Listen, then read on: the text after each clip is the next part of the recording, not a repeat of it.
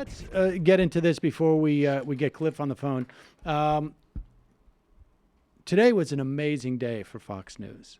They were very, very excited because apparently, and Donald Trump has not given any interviews to anybody. I think he's only the closest he's come is to call into Fox and Friends on the phone.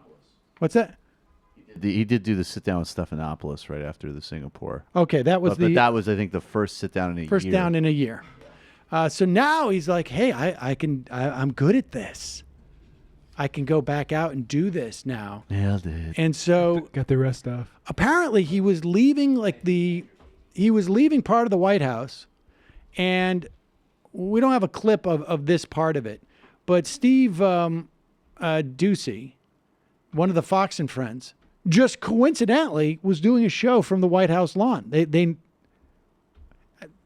not like this ever happens. It never does.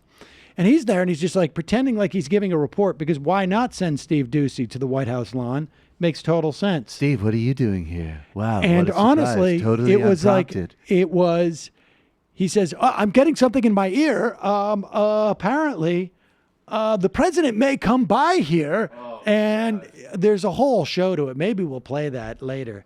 Just know the mouth breathers watching. We're just like, oh my God. This is the most Susan, exciting. he's about to come Totally out. impromptu. Totally impromptu. Totally unplanned. So Donald Trump heads over. He was actually ushered by Steve Doocy's son, who apparently is a writer for The Hill or something like that.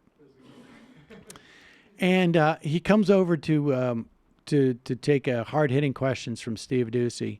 And listen to Donald Trump. I mean, look, we've been here before. We know this. But this is the President of the United States.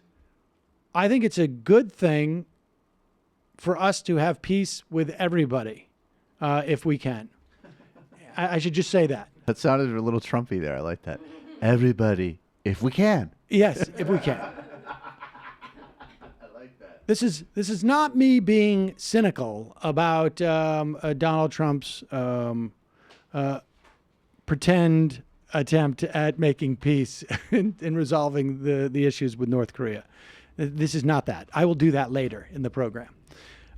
This is me saying that regardless, I don't think of what the United States has done in its history and what U.S. presidents do, I don't think it's a helpful thing for the United States president, really anybody for that matter, but particularly the United States president, to openly gush about the dynamic that a murderous dictator, and I don't think anybody would disagree that Kim Jong-un, and by murderous, I mean literally saying, kill that guy. In fact, kill him with this incendiary device so that there's no ashes, so that there's not even hair follicles left, which he has reportedly done, I think, on multiple occasions.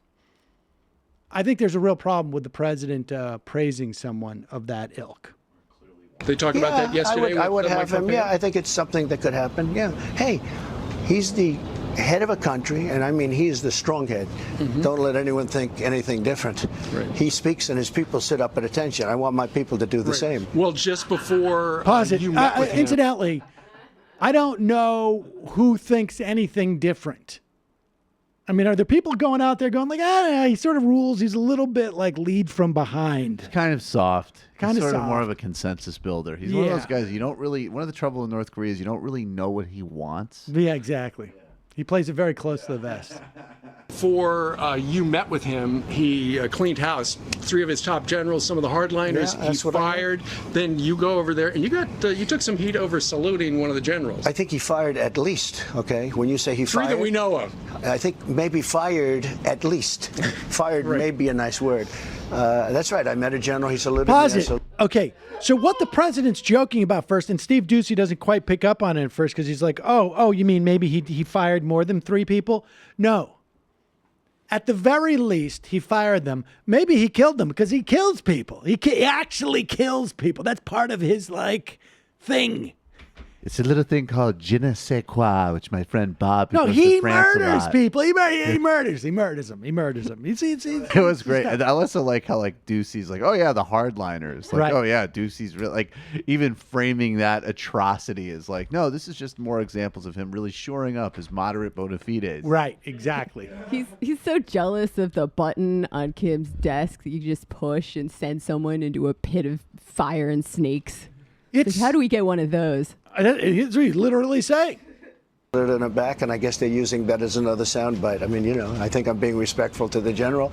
Pause it. Oh, okay. I'm sorry. Good we just missed the part where he's responding to the fact that people are criticizing him for saluting a North Korean general. Now, of course, Donald Trump thought he was just being respectful because he doesn't really understand the implications. Oh, a soldier! Hi. This Actually, is where if you we watch need the video, Anthony what's awesome Adler. is that he sticks his hand out, and Oh, the yeah, guy they do the guy goes straight to this, and then Trump's like, "Oh, respect, Yeah. exactly. This must be." It's like it was like we were saying. It was like Trump was meeting his friends' homies. It's like, this is how I've heard is how so you much do it. about all of you. Ooh, you're gonna be killed tomorrow. All right. We have a very good relationship with North Korea. When I was talking to President Obama, he essentially was ready to go to war with North Korea. He felt you had to almost go to war. And I did ask him, have you spoken to him? He goes, no. I said, do you think it would be a good thing to speak to him maybe? Right. Okay? Because, you know, if you go to war there, you're not talking about 100,000 lives, which is a lot. Right. You're talking about 30, 40, 50 million lives. Sure. Seoul is 30 miles off the border. They don't even need nuclear weapons to take out Seoul. And they have thousands of cannons. They call them cannons. They have the big guns. Thousands pointed right at Seoul. We have a really great relationship for the first time ever. No president's ever had this. So I get hit by these fakes back here. Not all of them, some are phenomenal, but I get hit because I went there. I gave him credibility. I think it's great to give him credibility. Here's what we got, everything. Yeah, here's what we got. Everything. Everything. We got everything. Except for anything. We managed to get everything. And over here, it's really nothing. We got nothing. But I got, and the Obama story, to hear Trump, I feel like this is what Trump has been longing to do. Like, I said to Obama the right way to do it. And I did it. I mean, it's quite possible. I have a feeling that Obama may say, well, it's a little bit trickier than that. You actually, because remember, Donald Trump had zero interest from day one in an actual accord that would denuclearize the Korean Peninsula. I mean,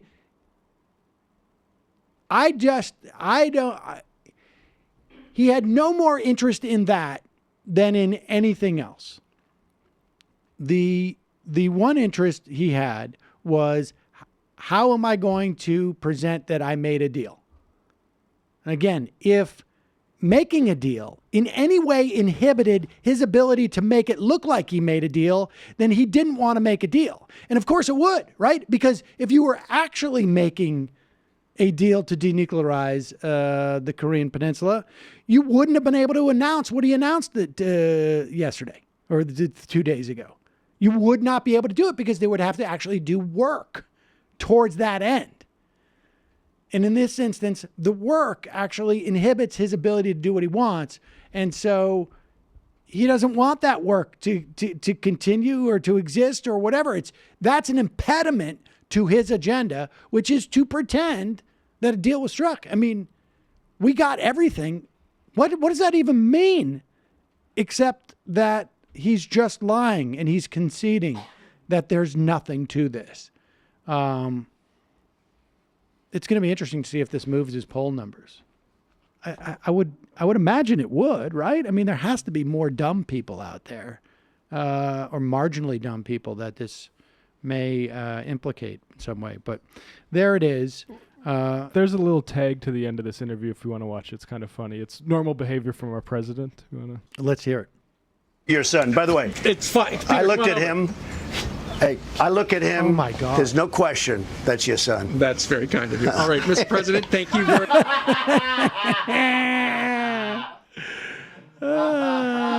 Basically, a little cuck joke in there. Oh, God. we know your wife's running around, but she had the courtesy of not letting the other guy shoot up the club, Steve. That's your son.